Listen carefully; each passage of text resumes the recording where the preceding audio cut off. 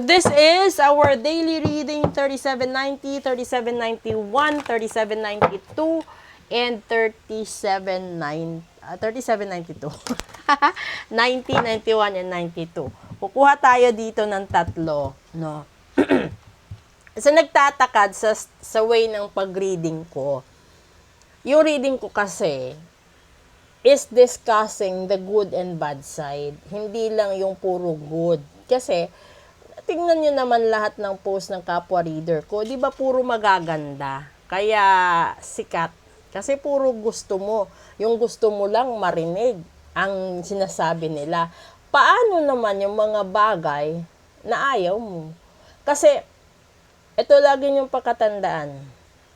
Sa natural na pamamaraan, lalong-lalo na sa Diyos,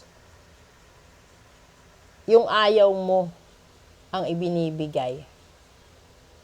At yun ang pagsubok na totoong buhay. So, di ba?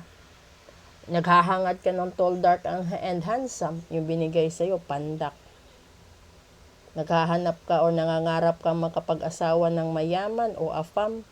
Ang ending, pinakasalan ka at pinatay lang. O, kuha muna tayo dito. Rebirth. Nako. Pangalawa, grace. And pangatlo, ay, keeper of secrets. Bakit nasa dulo ka? Okay. So ngayon, ang hirap nito. Ala. Kasi, ba't ako natawa? Dahil, maganda sana yung sinasabi ditong rebirth. Dahil kung galing ka sa kalugmukan sa buhay, kabiguan sa 2024, kung naghiwalay kayo last year, kung nasaktan ka last year, di ba? There is a chance for you to move on this year. And then there is a grace or blessing that will come into your way. Pero sadyang mapaglaro ang mundo. Dahil kung kailan ka may pagkakataon na magbago, no? Bumangon kung saan ka nadapa at i-enjoy ang meron ka. Andi dito na naman yung panira sa buhay. Lahat ng ayaw mong mabubuking ka. Ito yung sikreto. Lalabas lahat ng pinakatago mong sikreto. So, sa mga tao na laging nagsisinungaling kahit sa sarili nila, ito yung pinakadelikado. Kasi may mga taong nabubuhay sa sarili nilang ilusyon. Ito yung mga tao na ang buong akala nila, kaya nila. Ang buong akala nila, malalagpasan nila. Kasi, ito yun natural yun. Pero may mga tao kasi na,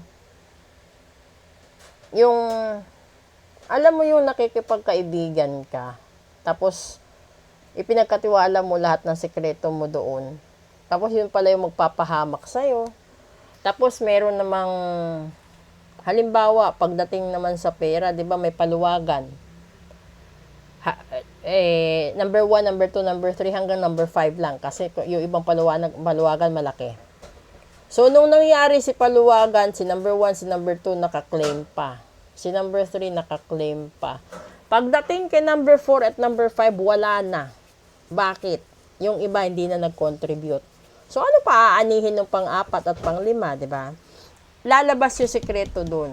Tapos, kung lagi kang nang aaway sa karelasyon mo, sa asawa mo, dahil sa mga pinagdududahan mong kilos sa kanya, dito lalabas yun. Paano ka nag-isip na meron siyang iba kung hindi mo rin ginagawa? Ito yun thinkers are doers. Kahit balibagin mo yan, thinkers are doers. So, ibig sabihin, kung ano man yung ginagawa mo, yun yung duda mo, diba? Minsan nasisira ang relasyon dahil lang sa overthinking, dahil sa pagiging possessive, obsessive, kung ano-ano pang dahilan. Pero this is it, no?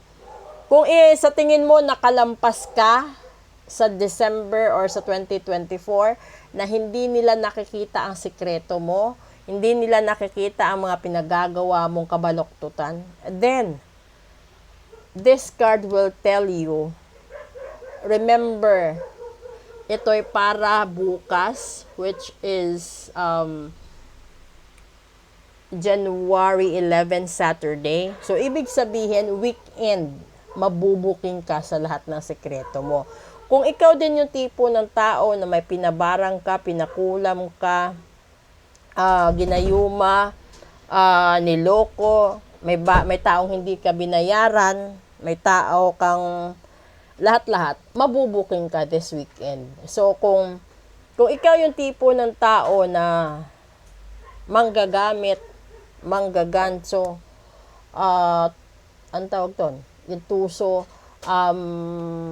ano pa ba? Yung mahilig kang sigurista.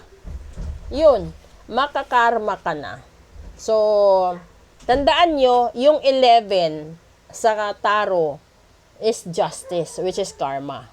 And then yung number 13 na full moon by Monday sa Tarot is death. So yan na po yun. Nilagay ko na po sa inyo lahat-lahat. Panoorin nyo yung status ng healthy reading. Dito tayo sa daily reading natin. Let's proceed mamaya sa special episode at titignan natin, no? Kung ano na naman yung mga ibibigay sa atin ng mga clues. Na tignan natin mamaya yung ibang cards kung ano yung soft or bad side ng lahat-lahat dito. Okay? So if you want to book for a full private reading, message na po kayo sa Messenger or sa IG or via email. Nasa ibaba po ng profile picture ko yung links, copy and paste na lang po. And then please do support din po yung YouTube channel ko. Follow, like, and share. Maraming salamat po sa inyo lahat.